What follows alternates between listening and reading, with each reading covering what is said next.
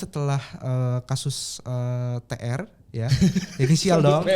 Kan nggak sebut nama panjang, inisial ya, TR ya, TR.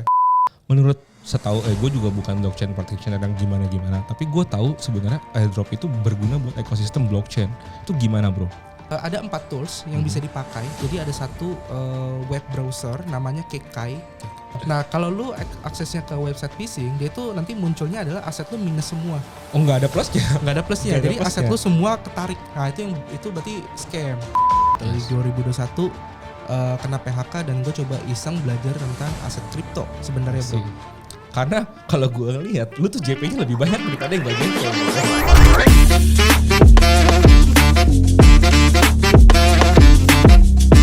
Kembali lagi ke podcast kita nih Web3 Professional Series nih. Untuk yang kali ini episodenya adalah seputaran Web3 dan juga pekerjaan. Nah kali ini gue ditemenin sama temen gue Yunepto. Boleh sedikit perkenalan gak bro? Halo teman-teman semua, kenalin nama gue Yunepto, seorang content creator di YouTube dan juga di Twitter, punya komunitas juga di Telegram dan ya lain-lainnya gitu ya. Oke, nah kalau di Indonesia ini sebenarnya lu terkenal atas satu sebenarnya satu julukan yang benar-benar gue tuh bingung juga, itu airdrop ya. Jadi kan kalau pengetahuan gue sendiri nih, kalau di Web3 kan ada banyak ya tindakan-tindakan yang lo bisa lakukan supaya menghasilkan uang ujung-ujungnya.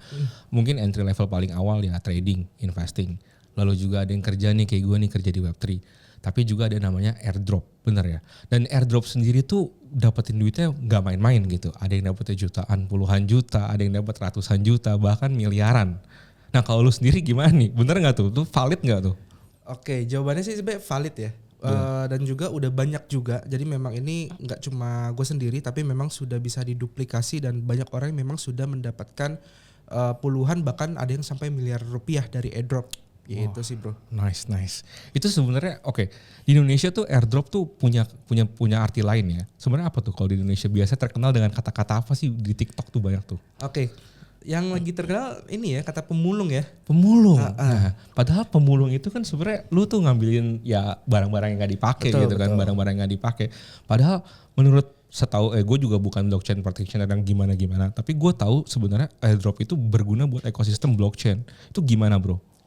Oke, jadi sebenarnya airdrop ini tuh kita harus tahu dulu ya kenapa developer bikin airdrop gitu ya. Kalau gue sendiri melihatnya airdrop ini tuh sebagai bentuk dari strategi marketing dari suatu project aset kripto gitu loh. Karena airdrop ini tuh bisa dibilang adalah strategi marketing yang paling mudah dan gampang. Kenapa? Karena kan mereka airdrop ini ngasihnya adalah token ya. Bener ya, kayak token misalnya layer 0, ZERO gitu ya. Nah token ini kan ya gampang lah cetak dari angin gitu. Dia pakai smart contract, pakai coding, puff jadi tokennya. Dan sebagian dialokasikan ke airdrop gitu. Nah nantinya para user ini akan diminta untuk membantu si developernya gitu. Untuk aktif di projectnya. Nah disinilah fungsi utama dari teman-teman selaku para airdropper. Dimana kita harus tahu juga developer nih butuhnya apa sebenarnya. Dia pengennya ngapain gitu loh dari kita. Ada yang butuhnya kita diminta untuk coba testing blockchain-nya, berarti testnet gitu ya. Ada yang coba untuk mainnet gitu. Kita interaksi misalnya bikin volume supaya blockchain-nya naik ataupun memperbanyak user ataupun melakukan deposit sejumlah aset seperti itu. Atau mungkin project-project DeFi. Nah, kalau project DeFi itu kan dia butuhnya adalah TVL ya atau total value atau total duit yang masuk ke dalam protokolnya dia gitu loh. Nah otomatis kan dia bakal memberikan reward ke orang-orang yang menggunakan dan juga melakukan deposit terhadap protokolnya sendiri.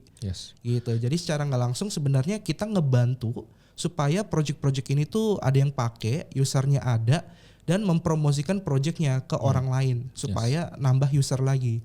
Ya sebagai bentuk terima kasihnya ya kita diberikan insentif tadi berupa aset token. Aset tokennya. Jadi kalau gue boleh summary sedikit, yang pertama kan testnet tadi ya. Jadi semua orang ngetes produknya. Itu juga sering disebutnya faucet ya. Terus ada juga yang mainnet ya. Berarti kalau mainnetnya dia pakai lah interaksi dengan blockchain-nya. Lalu yang ketiga ya lu bisa nambahin volumenya sendiri kalau DeFi ya, atau juga lu bisa lock aset lu ke sana supaya ya gua nggak tahu sih sebenarnya karena gue juga bukan blockchain developer. Cuman intinya in the end of the day semua ini kan berguna buat si developer tadi dan ujung-ujungnya akan di reward token sebagai marketing incentive. Betul. Nah pertanyaan gue sekarang, kalau misalnya itu semua kan sebenarnya bukan definisi pemulung ya, itu definisi menurut gue pekerja juga gitu. Itu jadi sebenarnya kalau gue ngelihatnya airdropper itu salah satu jenis pekerjaan yang valid di bidang Web3. Nah, Betul. banyak banget ya selalu yang mau orang selalu bilang mulanya dari mana bro? Lu ceritain deh, kenapa lu bisa sampai ke sini sampai lu tuh nemu nih cara-caranya nemuin projectnya tuh gimana? Oke. Sebenarnya kalau gue itu startnya kan dulunya iseng ya, nge-YouTube itu iseng gitu. Di Yes. 2021 kena PHK dan gue coba iseng belajar tentang aset kripto sebenarnya I bro. see. Jadi waktu itu sambil nyari kerja ya gue baca berbagai white paper dari berbagai project. Ya jadi waktu itu kan gue juga ngelihat banyak banget nih youtuber kok ngebahas kripto tapi hanya harga. Kayak ayo beli ini pasti ngepam. Kalau lu ada inget gitu ya. Betul. Beli ini 1000 kali lipat, berapa kali lipat Iya, gitu. Tapi iya, mereka iya. nggak bahas ini project tuh kenapa bisa Kenapa naik bisa seperti begitu? itu gitu loh. Iya. Tidak ada alasannya. Nah, waktu itu gue pelajari tentang white paper dan gue baca-baca dari segi utilitas. Jadi sebenarnya ini project mau ngapain, fungsinya ngapain, kenapa si asetnya ini bisa naik, alasannya apa gitu Iya, kan. jadi kalau orang ngeklaim itu bisa naik, kenapa? Betul, gitu kan? betul. Dan ya karena dari fundamental tuh misalnya contoh ya BNB misalnya. Oh lu BNB bisa pakai untuk gas fee di blockchainnya dia. Lu bisa gunakan untuk LP, lu bisa pakai launchpad, launchpool dan masih banyak lagi produk-produk lainnya. Sehingga alasan orang untuk membeli BNB-nya jauh lebih besar daripada orang ngejual misalnya. Ya contoh aja. Nah akhirnya dari situ kan mulailah lihat berbagai project-project nih yang membutuhkan user tadi untuk pakai produknya dia kayak gitu kan. Contoh misalnya blockchain. Ya berarti dia harus gimana caranya orang-orang ngebangun project dan pakai blockchainnya dia. Ya, Gitu supaya produknya dipakai. Betul. Sebenarnya gue konsepnya mirip nih Yoni. Berarti kan sebenarnya blockchain ini cuma sekedar utilitas kayak produk aja nih. Kalau lu punya produk bagus tapi nggak ada yang pakai sama aja bohong. Makanya in a sense sebenarnya airdropper ini awal-awal ya supaya orang tuh masuk dulu nih. Masuk ke ekosistemnya nih. Pakai coba kalau mereka suka hopefully stays. Betul. Makanya kan kebanyakan kan orang ya dengerin influencer lain gitu ya. Ayo beli ini, beli manta, beli apa gitu ya. $4. Beli tapi nggak dipakai, mantanya nggak tahu buat apa fungsinya. Ternyata tiap harinya atau tiap minggunya itu ada token unlock. Ini Supply bertambah gitu kan.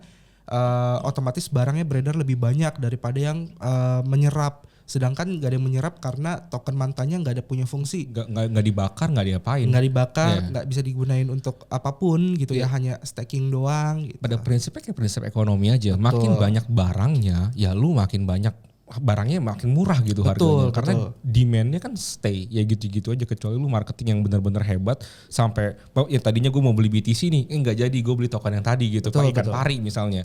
Ya kan nggak bisa gitu juga karena pada in the end of the day gue suka BTC, gue tetap akan beli BTC gitu kan.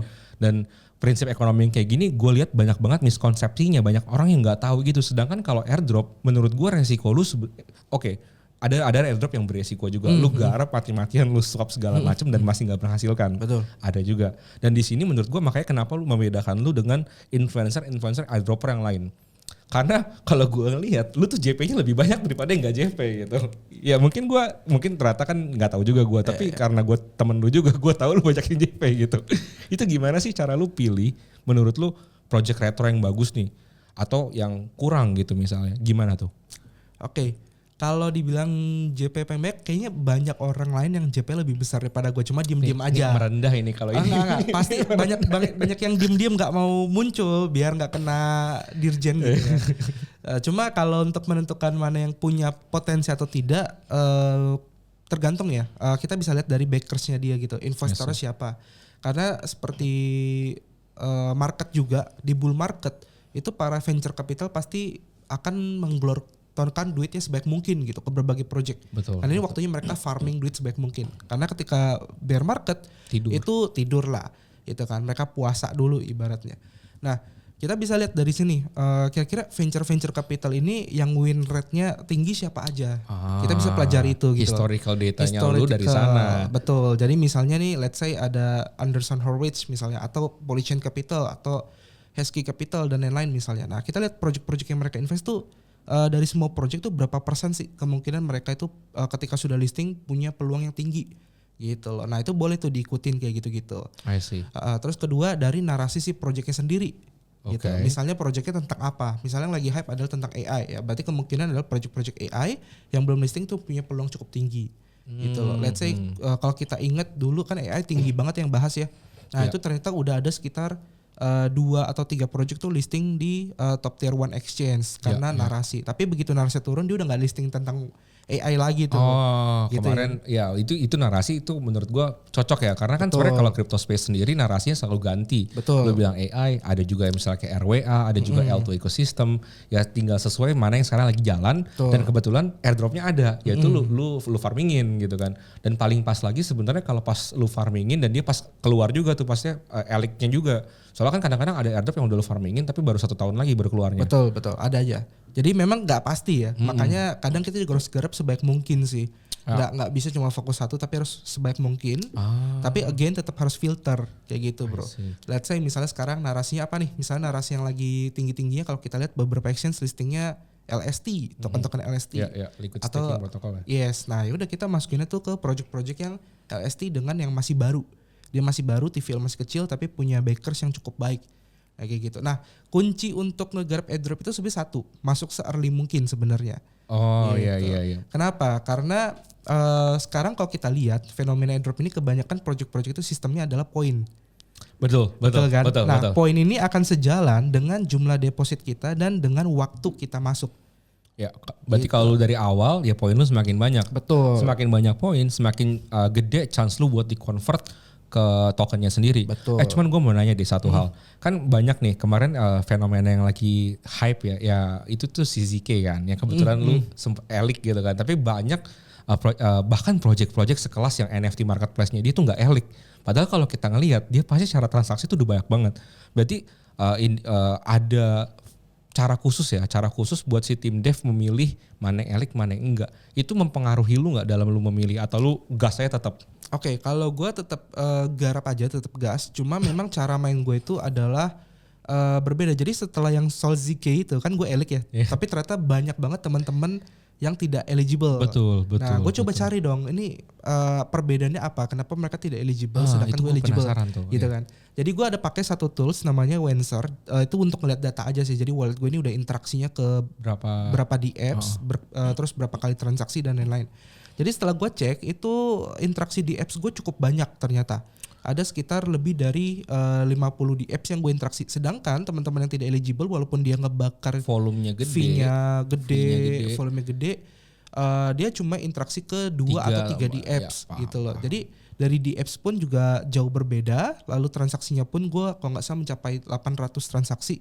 Sedangkan teman-teman lain mungkin sekitar 500 atau 300 gitu. Jadi ada beberapa perbedaan yang bisa kita lihat sama activity wallet ya. Jadi wallet kita ini seberapa aktif sih dalam sebulan berapa kali transaksi itu juga ada. Oh, Gitu. jadi kalau misalnya lu 1 hari 800 transaksi versus 1 bulan lu bagi-bagi gitu itu ngaruh juga.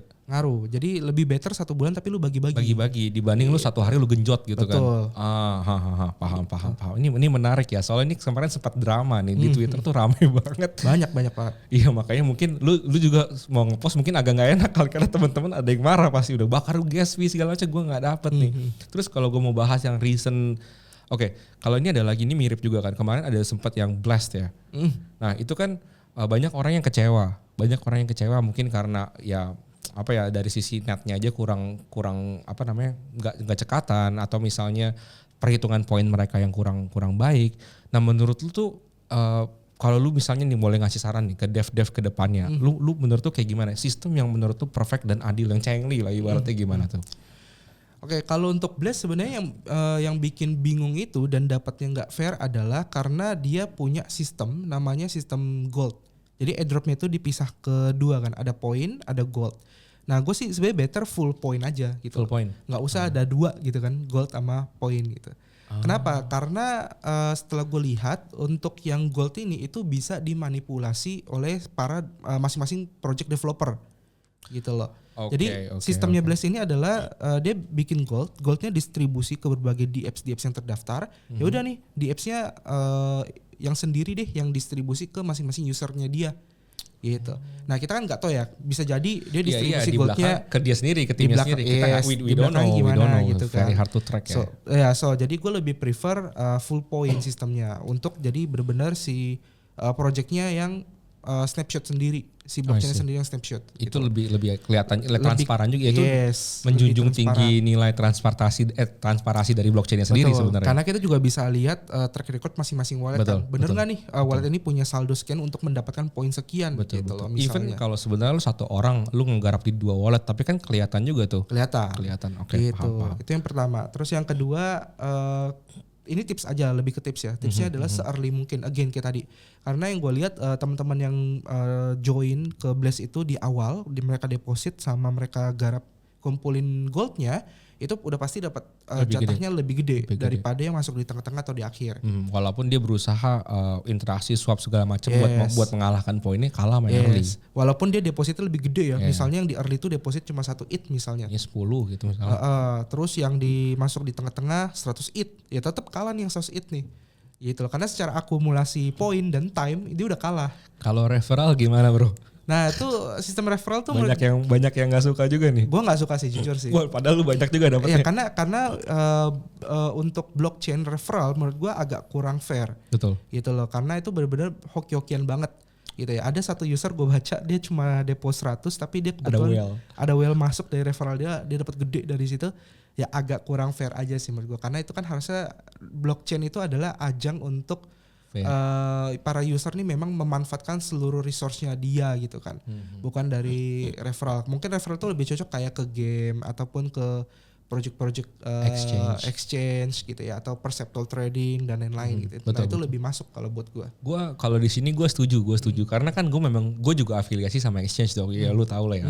Dan gue sempet ngeliat data-data nih. Ada satu kebetulan kan lu juga registered ambassador nih di tempat gue. Dan gue lihat ada satu orang nih, satu influencer lah yang memang maksudnya aktif juga tapi nggak seaktif lu lah di bidang YouTube dan di bidang ini.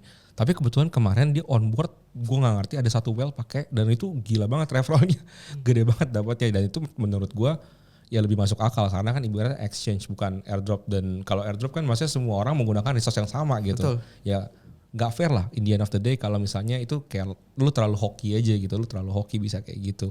Nah mumpung lagi bahas yang tadi nih, bahas yang exchange ya, kebetulan kita juga lagi ada di CoinEx tuh ada mulung bersama CoinEx.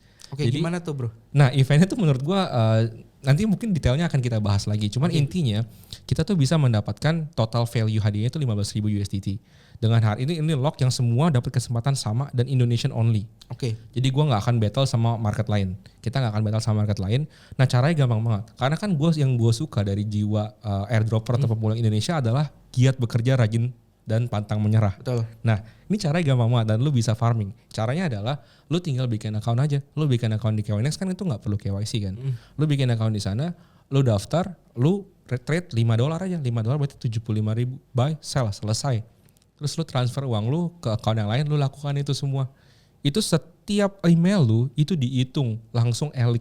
Oh, oke. Jadi nggak pakai poin lagi. Ada nggak sistem poinnya? Ada. Poinnya tuh hadiahnya lebih gede lagi.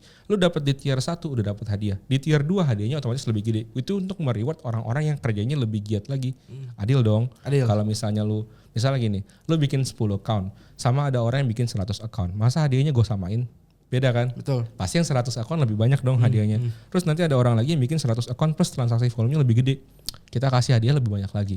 Nah itu hadiahnya itu buat tiket salah satunya. Ada tiket juga hadiahnya. Tiket kemana? Tiket ke CoinFest 2024. Oke, menarik banget. Nah tiket CoinFest 2024 itu juga semuanya Yun. Jadi itu ada kayak tiket pesawatnya juga, hotel dan akomodasi itu semua disupport. Nanti mungkin lebih detailnya lu kan juga akan di-invite ya pastinya sebagai salah satu raja pemulungnya nih gitu sebutnya. Ya nanti gue share deh. Berarti make volume $10 ya. Trade bolak-balik per apapun. Nanti saldonya bisa gue kirim via email juga. Betul. Jadi itu zero fees. Zero fees. Jadi dari sisi kita di sini cuman ibaratnya kan kalau misalnya lu sebagai pemulung, gue juga mulung nih. Sebagai exchange juga mulung akun baru user, gitu, user baru. Karena kan kita sama lah konsepnya kayak konsep blockchain juga. In the end of the day, baik itu exchange, baik itu blockchain, kita semua butuh user. Betul. Semakin banyak user yang pakai kita, hopefully kan mereka stays, mereka suka sama produk kita. Betul. Nah kurang lebih sih kayak gitu aja kalau dari CoinFest. Nanti mungkin CoinEx dan CoinFest ya tiketnya dan mulung-mulung bersama-sama lah. Mungkin kita akan bahas ini lebih lanjut lagi. Oke, nah gue mau balik lagi nih sebenarnya. Gue mau balik lagi ke pemulungan di Indonesia lah ibaratnya kan. Nah di Indonesia sendiri tuh, ya lu kan kemarin sempat bikin juga nih event satu nih, namanya Mulung Fest. Lu boleh gak sih ceritain ke kita-kita nih, kenapa lu bisa sampai kepikiran namanya Mulung Fest? Kenapa lu, maksud gua ini luar biasa banget. Belum ada logo itu langsung kemarin satu hari berapa? 2000 ya. 2000, belum ada logonya Belum sama ada sekali. logo. Karena itu artinya apa? Antusiasme Betul. pemulung di Indonesia termasuk gua itu tuh gede banget gitu kan. Kurang lebih boleh gak sih lu kasih kisi-kisi sedikit? Oke, jadi sebenarnya Mulung Fest ini tuh bukan baru direncanakan ya. Sebenarnya memang udah lama juga, dari tahun lalu memang sudah kita rencanakan untuk bikin suatu offline event besar gitu loh. Ya kayak exhibition dan sejenisnya. Cuma waktu itu memang belum kepikiran namanya apa gitu kan. Nah terus setelah kasus TR ya, inisial dong. kan nggak sebut nama panjang, inisial ya, TR ya, TR. Ya kan bisa banyak, TR bisa Toto Rusdi kan. kan. Toto Rusdi gitu. Ya ya dia menjelek-jelekan pemulung gitu kan. Dan ya kita mikir pemulung kan bisa diterima seluruh masyarakat ya kata-katanya gitu loh. Dan juga ya kenapa kita nggak manfaatkan aja gitu kebencian orang menjadi suatu kebaikan gitu ibaratnya. Dan saya kenapa terciptalah Mulung Fest tadi. Gitu. Nah Mulung Fest ini planningnya itu kita mau adain itu di September atau Oktober antara bulan itu. Jadi kita harapkan memang bisa secepat mungkin kita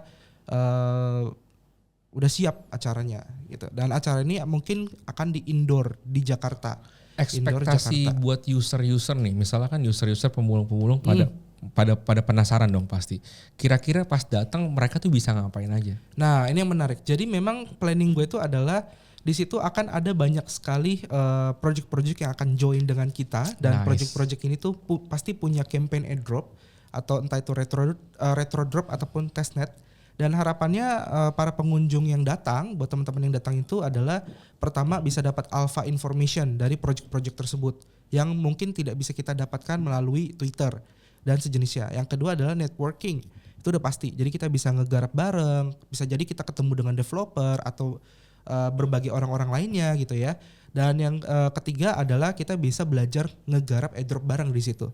Gitu loh. Jadi di sini gue akan paling penting. Jadi gue akan hadirkan para project yang nantinya mereka akan ada stage, mereka akan share di situ dan tutorial langsung ngegarap project yang mereka gimana. Itu gue seru banget sih. Jadi ada 3 ya. Tadi yang pertama adalah lu bisa dapat alpha information. Betul. Yang kedua lu bisa networking. Betul. Ini gue juga sering banget preaching network lu itu net worth lu. Betul. Salah satunya. Betul. Yang ketiga tadi lu bisa langsung belajar garap langsung bareng devnya. Ini kapan lagi lu bisa garap bareng sama devnya? Biasanya lu nonton tutorial di YouTube. Kalau lu punya pertanyaan lu komen, belum tentu dibalas. Kalau ini lu tinggal angkat tangan, brother cara kerja ini gimana brother? Langsung nanya. Ini menurut gua ini menarik banget ya, menarik, dan kayaknya di Indonesia belum pernah ya.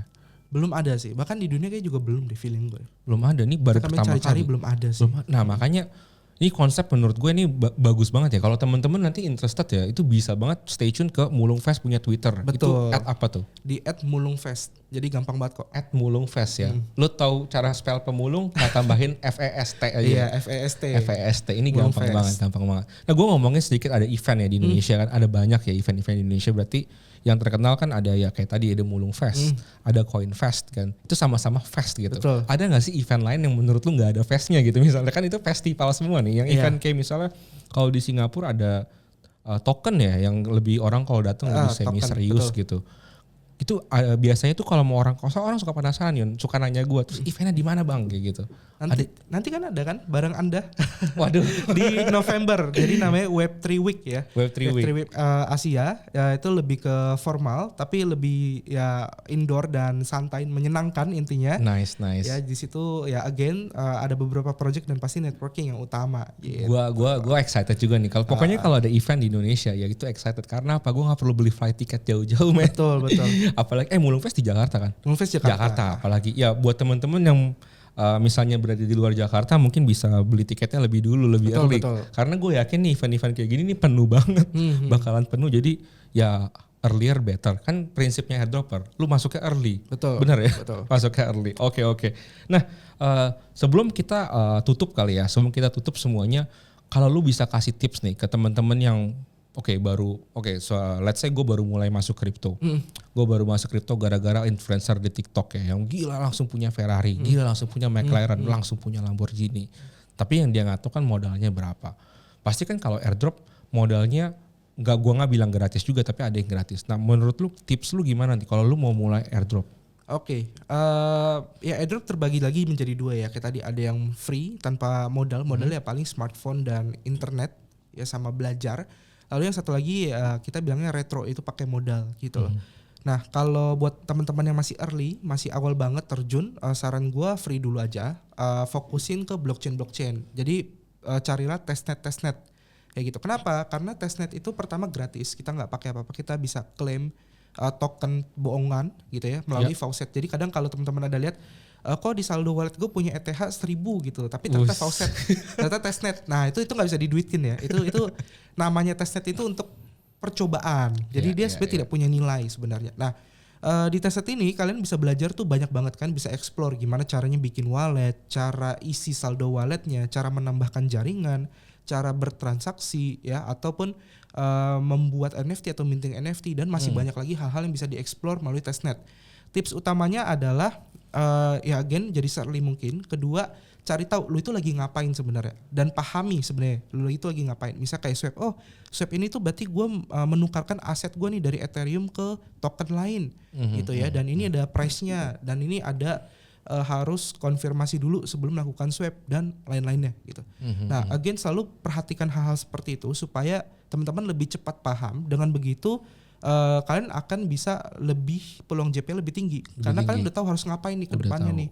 Jadi tiap ada project, gue udah siap nih dengan berbagai cara dan berbagai account. Right. Mungkin ada satu lagi kali Yun ya. Maksud gue, gimana pun kita tidak bisa memungkiri banyak orang jahat di dunia ini. Betul. Dan banyak banget namanya phishing dan scam. Betul. Lu mungkin boleh nggak sih kasih share wejangan nih ke teman-teman supaya nggak kayak gitu. Soalnya kan jangan sampai yang basic banget deh. Gue punya Ethereum, gue mau pakai kemarin di Blast misalnya. Itu kan gue nggak bisa beli langsung pakai ERC20 gue. Gue mesti ganti dulu dari network Ethereum, gue mesti ganti ke Blast punya. Betul. Nah, kan banyak nih orang yang main coba dan langsung jebret langsung gede gitu. Karena itu menurut lu kasih tips lah biar nggak ini. Tipsnya adalah ada 4 tools yang bisa dipakai. Jadi ada satu web browser namanya Kekai. Itu dari Jepang, KEKKAI. Nanti ditulis di deskripsi kan ya. Itu namanya Kekai. Jadi itu dia mobile browser, di mana mobile browser ini tuh kelebihannya setiap kita transaksi, dia itu akan ngasih informasi nih sebenarnya aset kita tuh lagi ngapain. Apakah website ini aman atau tidak. Gitu loh, resikonya seperti apa. Itu ada dimunculin gitu. Nah, itu bagus banget buat bantu teman-teman yang masih early. Lalu untuk 3 lagi ini adalah extension browser. Jadi namanya apa tuh? Jadi yang pertama namanya adalah Pocket Universe. Jadi kalau bahasa Indonesia kantong universe lah ya, Pocket Universe. Jadi fungsinya juga sama kayak KKI tadi. Jadi setiap kita transaksi dia akan muncul pop up, dan sebelum kita execute di wallet kita, dia akan informasin ini kita lagi ngapain. Apakah cuma approval? Kalau approval tuh dia ngebaca isi wallet kita, atau kita mengirimkan aset kita. Bisa eksekusi maksudnya. Betul. Jadi dia ngasih informasi gitu. Jadi misalnya lu mau nge-swap 1 ETH jadi $1,000 misalnya. Nah nanti dia akan muncul tuh pop-up-nya Pocket Universe-nya. Min 1 ETH, berarti 1 ETH lu berkurang plus 1,000 USDT. Berarti USDT lu akan bertambah ke wallet lu. Gitu. Nah itu kan ngebantu banget. Ngelihat langsung enak identifikasi. Karena kadang-kadang kalau lu cuma pakai MetaMask, tulisannya cuma kode-kode doang. Betul. Sign doang ya udah lu bingung ngapain. Nah kalau lu aksesnya ke website phishing, dia tuh nanti munculnya adalah aset lu minus semua. Nggak ada plusnya? Nggak ada plusnya. Jadi aset lu semua ketarik. Nah itu berarti scam. Tapi itu banyak nggak yang kena kayak gitu pengalaman? Banyak. Jadi makanya begitu dia muncul kayak gitu, ya lu tinggal cancel aja wallet lu, nggak usah lu eksekusi. Itu toolsnya ngebantu seperti itu. Lalu yang kedua tadi scam sniffer namanya. Scam sniffer, mencium scammer. Betul. Scam sniffer ini cocok untuk teman-teman yang explore Twitter. Jadi Twitter ini kan banyak ya scam-scam akun gitu loh. Khususnya airdrop biasanya kayak contoh. Yang ngomong di threadnya nomor 2 ada CA apa. Betul, gitu iya betul. Yang seakan-akan mirip sama gitu. Atau ngasih link gitu kan. Nah itu nanti dia akan muncul di scam sniffer kalau ini palsu nih, akun Twitter ini palsu, akun Twitter ini asli. Postingan ini original, postingan ini tidak original. Nah itu bisa dicek sama scam sniffer. Jadi dia tools extension untuk teman-teman yang explore di Twitter. Karena Twitter ini bisa dibilang sosial media nomor 1 lah buat nyari informasi terkait kripto. Gue mau bilang lebih Gitu paling kan. cepat lah ya. Paling cepat, ya. paling cepat. Kalau buat gue nomor 1 dan paling cepat. Lalu yang ketiga, gue lupa nih bentar. Scam Sniffer, Token Pocket Universe. Universe. Ini yang keempat. Oh, yang keempat Wallet Guard. Wallet Guard. Wallet Guard. Jadi Wallet Guard ini kurang lebih sama kayak Pocket Universe. Bedanya dia ini hanya beberapa fokusnya itu hanya beberapa blockchain aja kayak Arbitrum, Ethereum, Polygon gitu. Dan kelebihan dia ini bisa nge-screening approval wallet kita. Kira-kira nanti approval wallet kita yang udah dulu-dulu tuh yang punya risiko tinggi tuh apa aja. Dan kita bisa revoke, jadi kita memutuskan hubungan gitu. Oh oke. Jadi ada 4 ya, tadi ada KK, ada Pocket Universe, ada Wallet Scam Sniffer dan Wallet Guard. Scam Sniffer nih kayaknya gue harus pakai juga nih. Udah mulai banyak soal kalau di Twitter, lu misalnya ada project baru nih, contoh yang paling gue sering lihat tuh Bread. Entah kenapa tuh masuk ke tempat gue, setiap gue ada Bread di bawahnya ada ini airdrop Bread, jangan lupa buat join, jangan lupa buat claim, itu udah pasti scam. Gue sering juga ngeliat ini Yun. Ini gue sekali bentar-bentar nanya nih. Kan kadang-kadang suka ada tuh di Twitter. Lu bisa ngeklaim balik Ethereum punya gas. Gue sih gak pernah ngeklik karena menurut di kepala gue duit datang dari langit cuman airdrop, gak ada yang lain. Itu bener atau enggak sih? Sejauh ini gue belum melihat itu terbukti ya. Sejauh ini belum ada. Iya. Gitu. Jadi gue belum bisa komentar lebih lanjut terkait itu. Itu sih. Tapi memang banyak kan lu lihat juga. Ada. Dan angka-angkanya selalu menggiurkan. Yes. Kayak $3.000 gitu di claim back. Ya gue cuma mikir ya mungkin kalau gue gak $3.000 tapi kan $30 juga lumayan gitu kan. Bisa berjajan cilok ya. Ya itu maksud gue cuma penasaran aja sih. Mungkin hindarin aja lah yang kayak gitu-gitu lah ya. Jadi kalau sekarang mungkin tips terakhir menurut gue nih, ini dari gue lah. Kalau lu baru pertama kali belajar nih, masuk ke crypto environment, lu mau mulai airdrop, caranya adalah lu follow dulu YouTube-nya Unepto. Lu masuk ke Twitter-nya, lu follow juga YouTube-nya, Twitter-nya Unepto. Dan juga lu punya Telegram channel. Ini gue suka banget namanya Cryptosias. Betul. Mungkin lu boleh ceritain dulu, lu berangkat dari mana tuh Cryptosias? Oke, jadi dulu tuh sebenarnya kan YouTube doang ya. Cuma beberapa memang ada yang komen minta dibuatkan grup supaya bisa diskusi bareng sebenarnya. Tujuan awalnya itu. Jadi dulu tuh sempat bikin di Discord di 2021. Cuma memang Discord ini ternyata pada zaman itu belum banyak yang paham cara pakainya. Lebih banyak yang pakai Telegram. Gitu kan, ya udah akhirnya pindah Telegram dan ya sekarang keterusan besar di Telegram. Gitu sih. Udah berapa member Yun? Untuk airdrop channel mungkin sekitar 20.000 ya. Kita baru kemarin achieve 20.000. 20.000 guys. Itu. 20.000. Jadi kalau lu mau dapat alpha information, memang lu tetap harus screening ya. Betul. Dan kalau dari sisi gue sih, gue capek karena banyak banget orang-orang yang ya gue nggak tahu juga informasinya tepat atau enggak. Kalau gue pribadi ya gue follow lu biasanya. Gue langsung lihat aja, oh kalau ini maksudnya doable dengan mudah, cuma pindah-pindahin doang, gue pakai biasanya langsung cobalah iseng aja. Kalau nggak JP ya nggak apa-apa, masih ada yang lain. Betul. Karena sebenarnya kalau airdrop itu menurut gue dari yang gue tangkap ya dari kita bicara itu quantity over quality ya. Betul. Jadi semakin banyak lu garap, kesempatan lu buat dapat itu pun lebih gede. Betul. Kalau misalnya dapatnya berapa, ya itu memang tergantung banyak faktor gitu kan.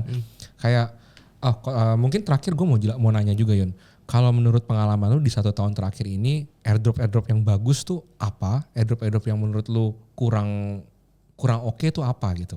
Oke, untuk tahun ini ya. Ya tahun ini. Sama mungkin yang lu lagi mau garap ke depannya yang bisa lu ajak ke teman-teman juga di sini nih sebelum kita tutup apa aja nih yang teman-teman bisa ikutan juga. Oke. Yang pertama itu adalah blockchain. Itu udah pasti tuh. Karena berdasarkan pengalaman gua, justru gua gede-gedenya itu adalah semuanya rata-rata di blockchain project. Entah itu L1 atau L2 nggak masalah ataupun L3. Yang jelas blockchain itu punya value yang lebih besar dibandingkan seluruh project. Karena again seluruh project pasti dibangunnya di atas blockchain. Kayak gitu. Itu nomor 1. Kedua adalah DeFi. Jadi DeFi entah itu lending borrowing, entah itu LST, LRT ataupun DEX ya, ataupun perceptual trading. DeFi itu jantungnya blockchain juga. Jadi karena semua blockchain pasti butuh duit yang masuk kan. Dan duit itu pasti akan dikelola dan diputar di DeFi. Gitu loh. Jadi nomor 2 itu menurut gua DeFi. Yang ketiga mungkin GameFi kali ya. Karena GameFi ini tuh bisa ambil 2 market sekaligus, yaitu market crypto dan juga gamers. Dan ya semua orang suka main game. Jadi menurut gua nomor 3 tuh adalah GameFi. Gue malah cukup kagetnya lu taruh GameFi di nomor 3. Gue pikir lu bakal taruh GameFi di nomor 2 Yun. Soalnya kalau dari sisi Kalau gue ngeliat market-market di Vietnam contohnya, di Vietnam lah, di China, itu tuh gamingnya gede banget ya. Betul. Di Korea juga sama, gamingnya tuh gede banget. Jadi gue bakal mikir GameFi itu bahkan nomor 2 karena adopsi market yang paling gampang itu dari gamers. Betul. Karena gamers itu rata-rata mereka adalah ya nerd yang ngerti komputer. Kalau lu pindahin dikit juga ngerti gitu. Kayak misalnya yang lagi happening luar biasa itu adalah tap-tap ya. Tap-tap itu sampai masuk Detik gitu kan. Artinya kalau masuk detik.com masyarakat yang kurang tahu kripto pun ngelihat. Sampai banyak miskonsepsi. Lu tap dapat poin bisa belanja rokok di Alfamart gitu kan. Itu kan lucu banget. Gue pas baca gue kira ini bercanda. Ternyata beneran kayak gitu kan. Ya itu menurut gue salah satu jalan untuk mencapai adopsi kripto. Jadi kita samarin dulu nih. Kita tadi udah bahas tools-tools yang bisa lu pakai untuk airdrop. Kita juga udah bahas cara identifikasinya kayak gimana. Lalu terakhir kita udah bahas juga tips and trick ya kalau lu mau mulai seperti apa ya. Jawabannya ya lu mulai aja gitu kan. Lu mulai aja, memang lu butuh tahu juga nih ada airdrop yang gratis dan juga ada yang bayar gitu kan. Yang paling penting adalah lu mulainya sekarang, jangan pada nanti. Betul. Early as possible. Oke. Mungkin ada kata-kata terakhir gimana Yun? Quote mungkin ya. Quote of the day lu gimana nih? Quote gue ini selalu yang gue pakai sih. Jadi quote-nya tuh bisa karena biasa karena dipaksa. Jadi ya again kayak tadi kita harus maksain diri kita untuk ya mulai belajar, maksain mulai ngegarap. Mungkin lagi capek, lagi sibuk atau apa, tetap kita harus paksain ngegarapnya. Lama-lama kita akan biasa, udah ngerti, udah paham, dan akhirnya kita terbiasa dan bisa lebih cepat dan cekatan buat ngegarap banyak project ataupun banyak akun. Gitu. Nice. Thank you banyak loh Yun udah hadir untuk hari ini nemenin gue ngobrol-ngobrol. Nanti kapan-kapan kita ngobrol-ngobrol lagi. Pasti. Thank you. Dadah.